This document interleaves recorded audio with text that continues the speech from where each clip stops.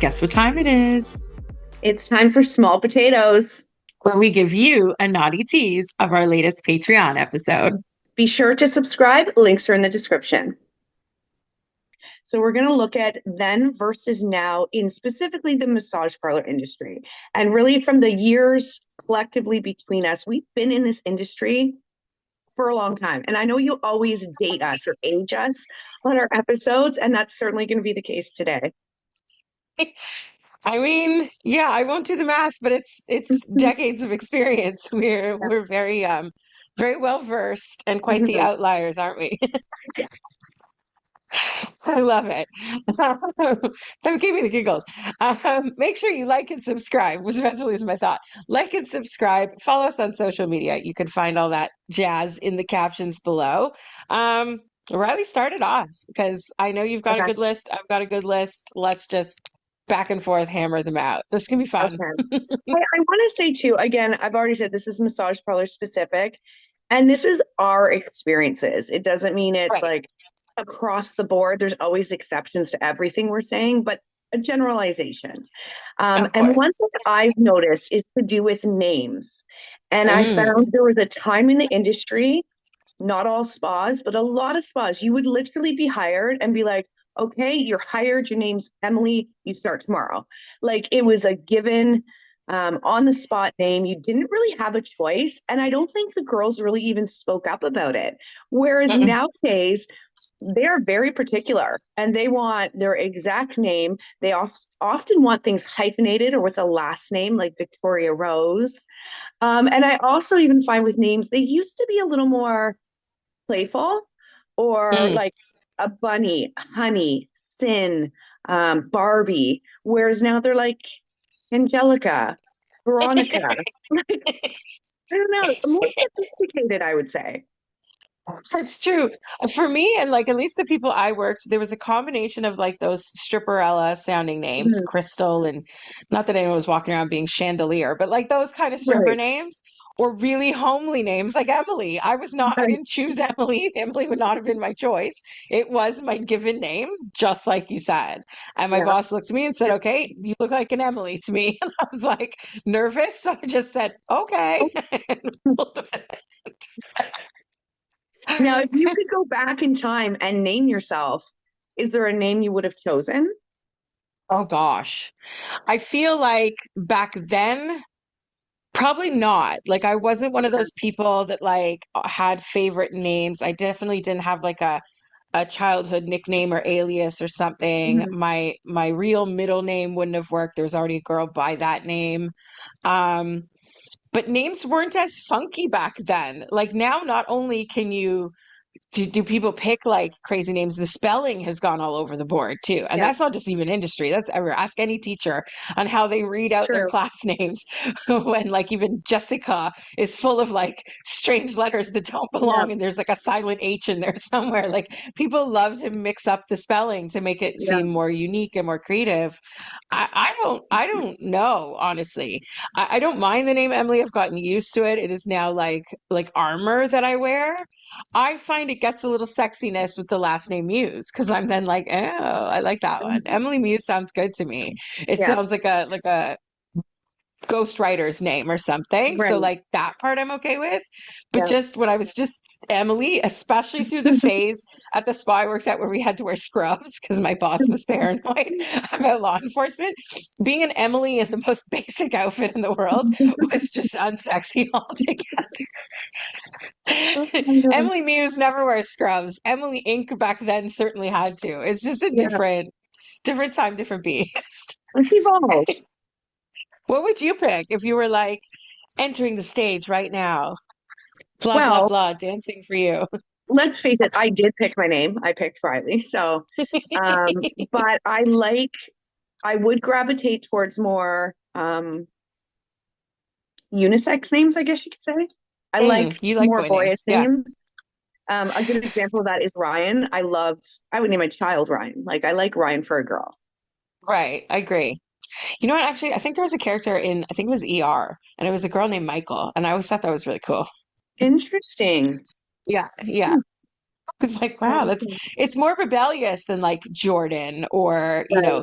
Casey or something that can really go both ways. Yeah. Kind of like Ryan. It's rebellious to be a girl named Ryan. It would Yeah. be rebellious to be a girl named Michael. I But like I mean, Jordan too, actually. you could do the spelling thing, right? And you could put Yeah. it like Michael with a K or like Yeah. whatever you want to do. But yeah, I don't know. I agree with you on that. I think it's kind of cute. A little Hmm. sauciness. I love it. I love it. I wonder what our male listeners would choose if they were like a stripper for a day. What your stage name would be. Guys, drop in those comments because now my brain is like, would they be Michael or would they be like Big Dick Elvis? Like, would it have a last name? Would it have like a Yeah. something something to it? How Magic Mike would it get? Like, I'm just, I'm Yeah. curious. I'm curious. A little role play could come from that too. Interesting. On we go.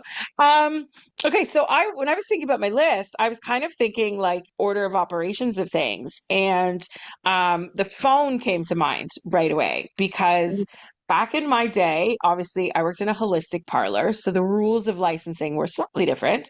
Um, but there was like a procedure to answering the phone. There was a caution to answering the phone. Right. And there was certain vernacular and language that you were only allowed to use on the phone because back then the law and law enforcement methods were different. And cops back in the day used to be legally allowed to be undercover and did it often. And part of that included cold calling spas and asking all kinds of questions. How much for this? And what does it cost for extras? And blah, blah, blah, blah, blah. And it reminds me of like even how internet ads and stuff, Craigslist, newspaper ads in the back in the day used to avoid law enforcement when something cost 100 roses instead of Right. $100 or like those little things. And so, yeah, we had to use like funny language for stuff, or we had to specify, the door fee costs this much and the rest you can only discuss with your attendant. I can't answer that question on the Right. phone. And like it was very vague, very like up in the air. I don't know how men felt comfortable with it because they didn't know what to bring in their pocket when they walked in the Right. door. There was barely a spot with an ATM back then. So like you kind of had to wing it and hope you didn't bring too much or too little and just roll with it. But the Yeah. phone procedures were hilarious. And we were the receptionists. Right. So nowadays I can't even think of a holistic spa that doesn't have a receptionist Hmm. and at least somebody that's like the booker or the phone girl or Yeah. some level of The something there. greeter. And yeah, and nowadays we don't have to be cautious on the phone at all.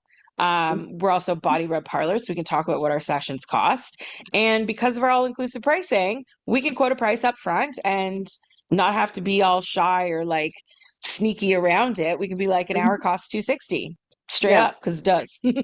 Well, and you stole my next one because I was going to have a little toot toot moment for us. Is the all inclusive pricing because we didn't invent the all inclusive like structure, but we definitely Mm, implemented it in massage parlors. And yeah. that was a drastic change because, like you said, it's simplicity, it's phone calls, there's so many aspects, girls negotiating. It really simplified the industry in Toronto, I think. Very much so. It's interesting to see because I check once in a while in like other cities and like other countries, and I Mhm. haven't really seen the all-inclusive thing happening elsewhere. And yet, as soon as we did it, and people at first said it wasn't going to work, and then it worked, everybody did it. Like Yeah. there's nobody that prices it separately anymore.